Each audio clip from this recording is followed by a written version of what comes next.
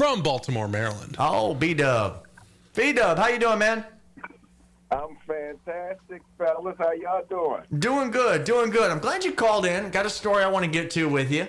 Before we get to that, we've got to get to these spreads for our bowl championship games this week. So we're going to run through what we're going to do this week. You know about our beef jerky competition that we hold each week. We have a score prediction contest where we ask folks to call in their score prediction for our game of the week. And last week we did dealer's choice, where everyone got to pick which game they wanted on their own to call in their score prediction. We're going to do something similar to that this week. We're going to let folks pick pick the bowl championship, the conference championship of their choice.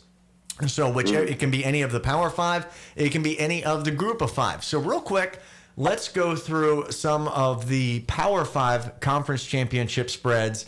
And if you'd like, we can go ahead and give our picks for our games of the week real quick. And B-Dub, we'll get one from you too. What do you say? I'm with it. All right. So first off, we've got the Pac-12. You've got Oregon going to be taking on Utah. Oregon, if this probably would have been a play-in game if Oregon hadn't lost to Arizona State a couple of weeks ago.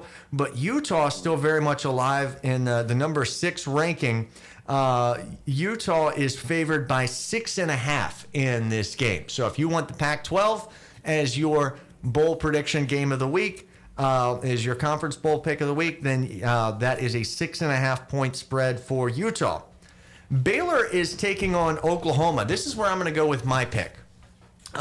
These two teams played a very exciting game a couple of weeks ago when Baylor started off 28-3. This ended up being a 34-31 game. Oklahoma is favored in this game, which is going to be played in Arlington, Texas, with a 10-point spread. Well, Oklahoma figured something out, right? Yeah, I think so too. And I think defense is going to be less of a factor. So my score prediction, this is going to be my pick, Colin. I'm going 44-38. Hemo, is this your game too? I'm not sure yet. Not sure yet? We'll keep I going. got time to pick. Absolutely. Well, I don't have to decide today, right? It's Monday. No. Only if you want to.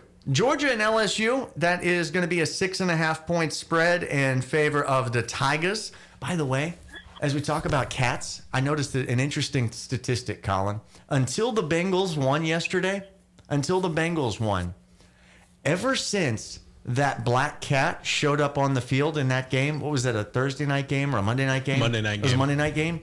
Ever since that black cat showed up on the field, NFL teams named after cats were 0-14 until the Bengals win this weekend. I swear that's true. I swear to God that's true. Virginia is going to be taking on the Clemson Tigers. Hopefully it will fare better for those cats as they are a 28-point favorite. Colin, the Coastal is weak. I don't care what you say. If your best option is a ranking of 22 and you're a 28-point underdog to Clemson, you're not strong. I'm not watching this game. But next.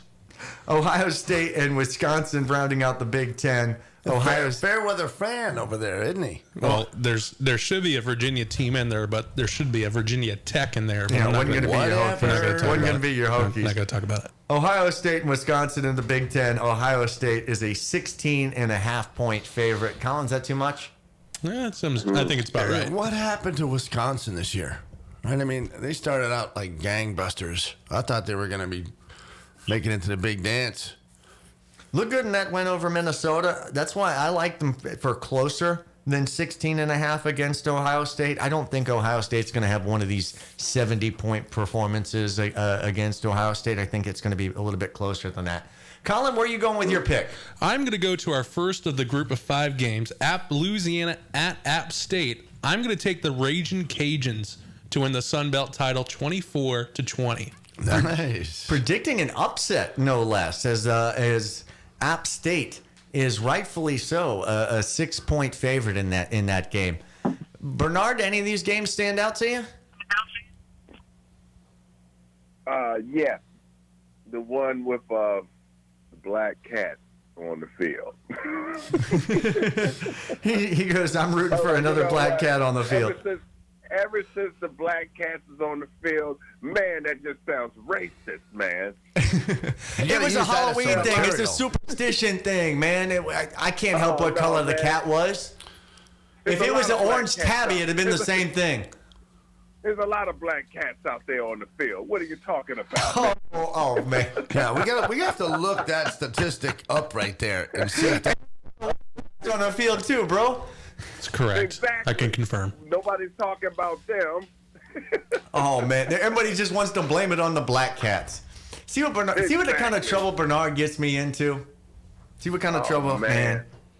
I'm just joking. I'm joking. You're good. You're good. All right, so I got a story I want to get into. Bernard, I got a question for you. Have you ever in your life, and I have not myself, have you ever in your life been hunting? No. Never. And how old are you now, Bernard? You're pushing what, 40? 41. 41?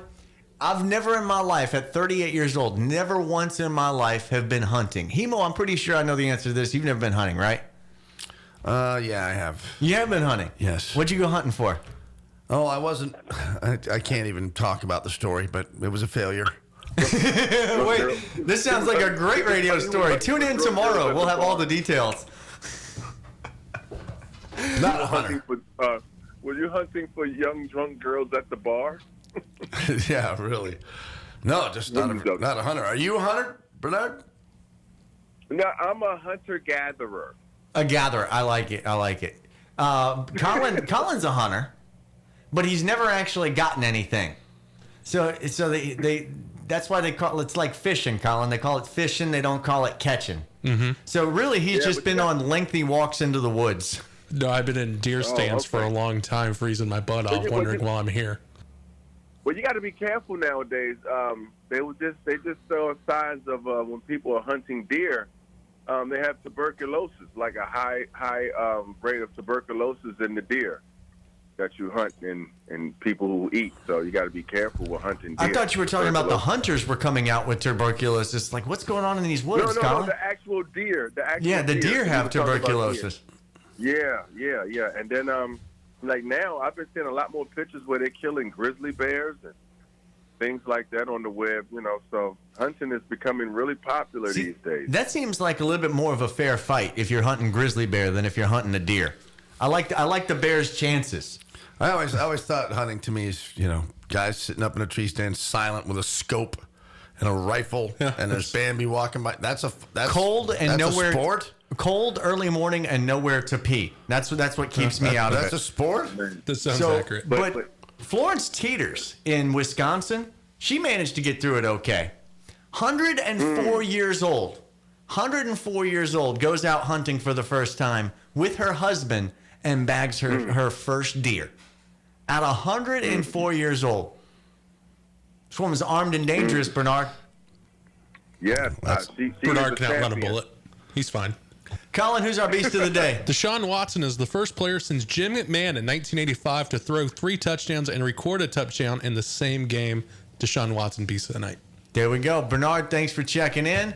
Hemo, always Thanks for having appreciate me. you. Colin, you're awesome. We'll be back again tomorrow.